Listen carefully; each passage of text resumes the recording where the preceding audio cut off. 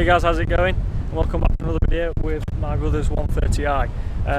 Now the reason I'm doing the video with this car is because he's fitted a different exhaust system. So let's jump in the car and let's get going.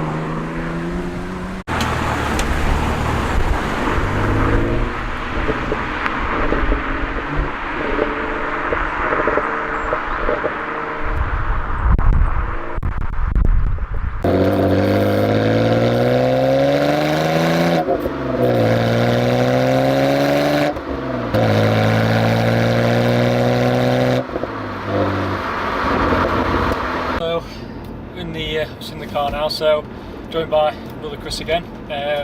So tell us what's the story behind this exhaust, and obviously I've said it's fitted a different exhaust, so what you fitted then? Well, the exhaust is actually off a 135i, so the same era as this car. So I think the exhaust on mine is actually off a 2013 model, but it's the previous shape. It's not the new M135i model, it's a previous shape. And it's a pretty common mod for 130i owners to do, just to give themselves a bit of extra sound. Now this one doesn't have a resonator delete, which is the other thing that people do. But the main reason I decided against doing that is because, as you'll see as we go on further on this video, that the refinement of the car is still there, even when you don't want to hear the sound of the exhaust. You don't have to hear it, whereas with the resonator there's more of a risk that you might get a bit of drone, so I decided against that. Picked the exhaust up from a guy in South Wales actually. They don't come up for sale very often, and when they do, they tend to be snapped up pretty quickly. So I happened to just jump on this one as soon as it went for sale on the BMW site, and went to pick it up from South Wales. It's in great condition. It came off the car which is doing about 40,000 miles, so it's got loads of life left in it. And then took it down to my local exhaust place. They just fitted it, easy enough job. It cost me about £95, because you can't just fit it straight on, because the exhaust actually comes off a coupe. One who drives a coupe, it's a hatchback, so it's got to be welded. The pipe's got to be shortened slightly and adapted, he's making up to get it to fit properly. But for any exhaust place who knows what they're doing, it's a 2-hour job. Got the car back and that's it really. It's been great since.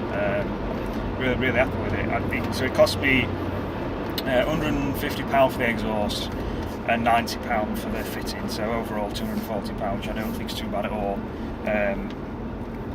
If in an ideal world I would have had a performance exhaust, but they're so difficult to find now because they're not made anymore.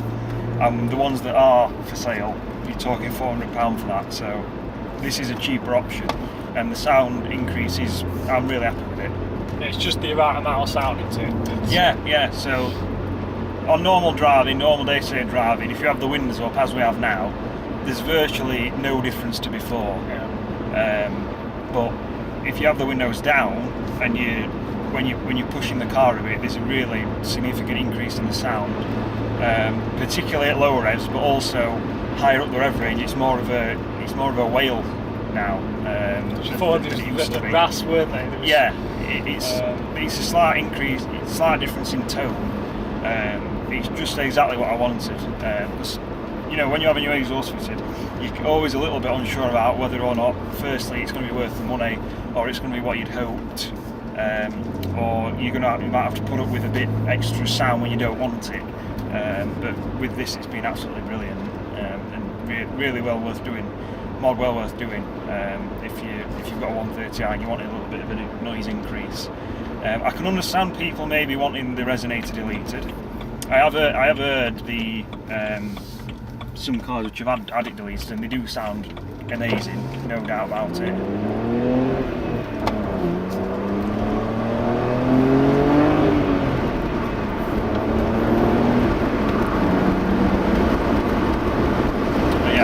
There, you know, that's just a little bit of what it can do. But then you put your window back up, you settle back down into your cruise, and it's back to how it was. It's just perfect. Basically sounds the same as standard. That's the beauty of it, really. The guy who I bought it from, he was having a complete custom setup on his car, so that's the reason why he was selling it. And the problem with getting them is that really the only reason why they come up for sale is if people buy a performance exhaust for their 135i, which, as I've mentioned, there's not many around. So they are very difficult to get hold of. I bidded them on eBay and ended up losing it at the last minute. So I was fortunate really to get this. It might be a bit of a waiting game if you are wanting one, but you might have to wait a little bit before you find one. But it's well worth the wait, I'd say.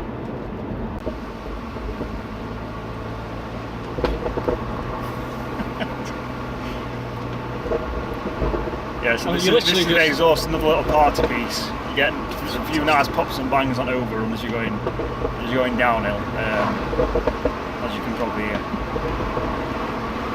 I really like that about it. You know, it's just this right amount.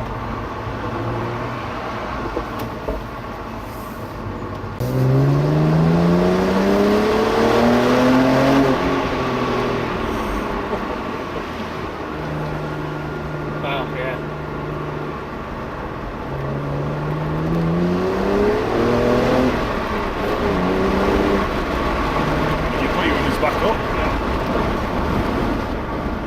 Back into cruise Fine mode, yeah, and we've got refinement again, and that's the beauty of it, really.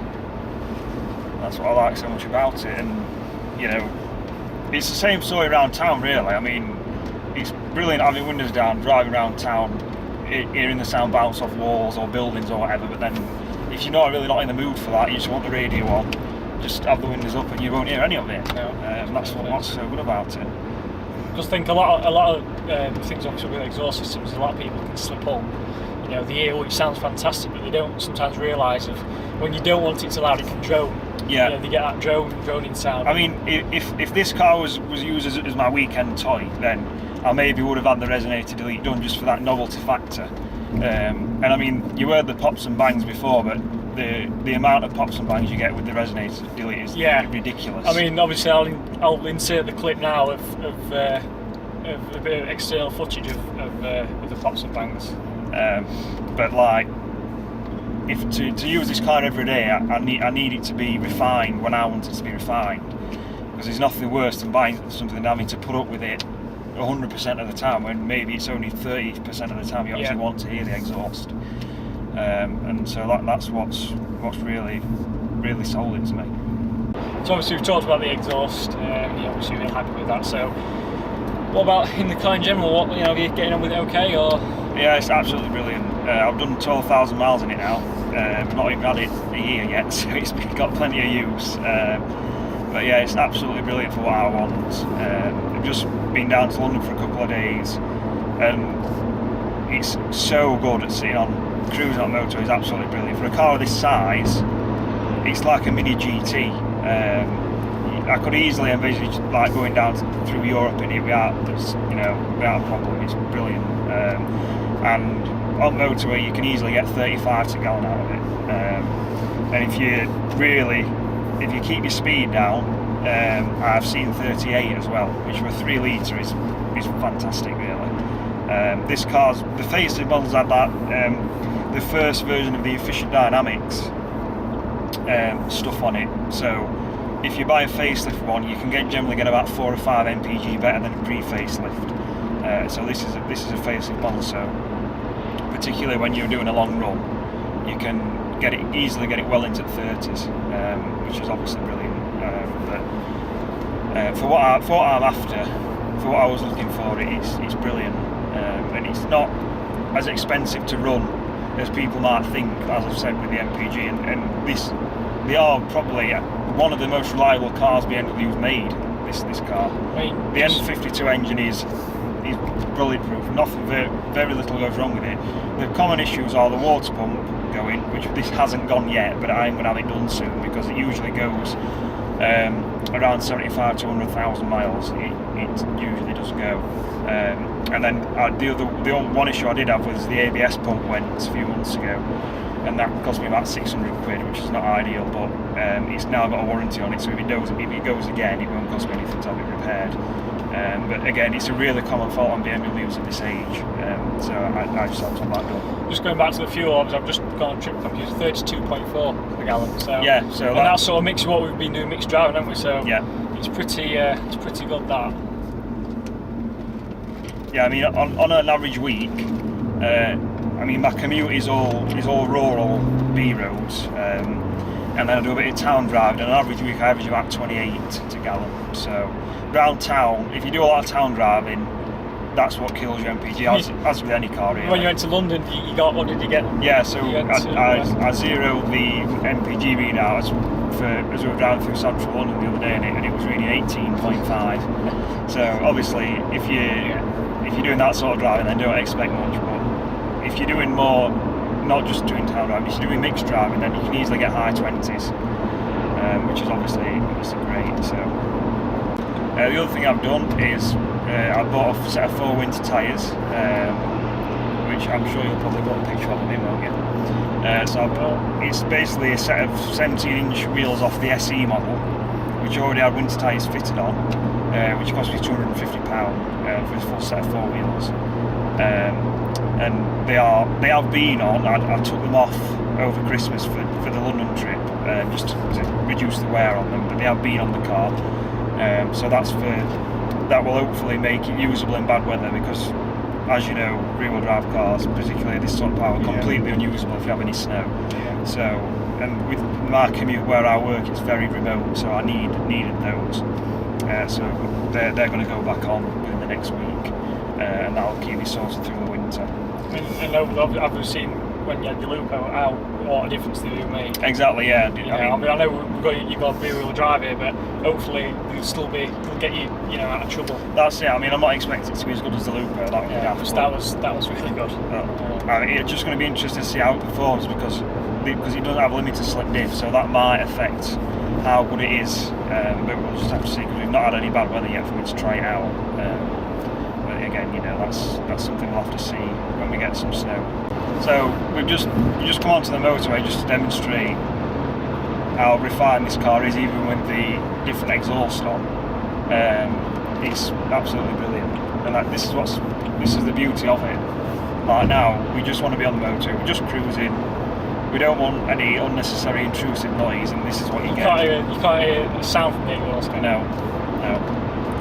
And this is what makes this such an unbelievably good engine, because it will do everything. It will do thrashing it up a B road, sounding fantastic. It's a really free revving engine. It loves to rev,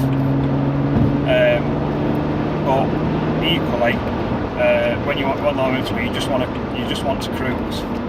It'll do that all day long, and it's just got such a varied capability, and that's what's so good about it. And I know I've said this before, but I'm going to say it again.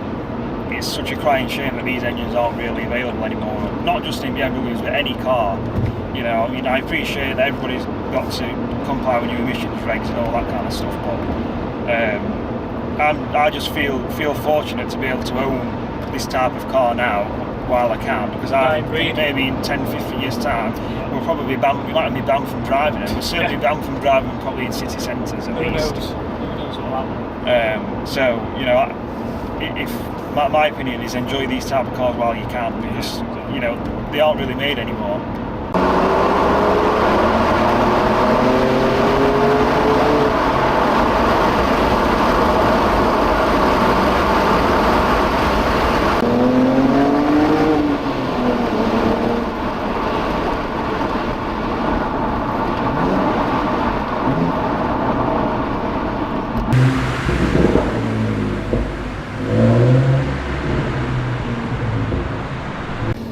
So you enjoyed that that shortish video.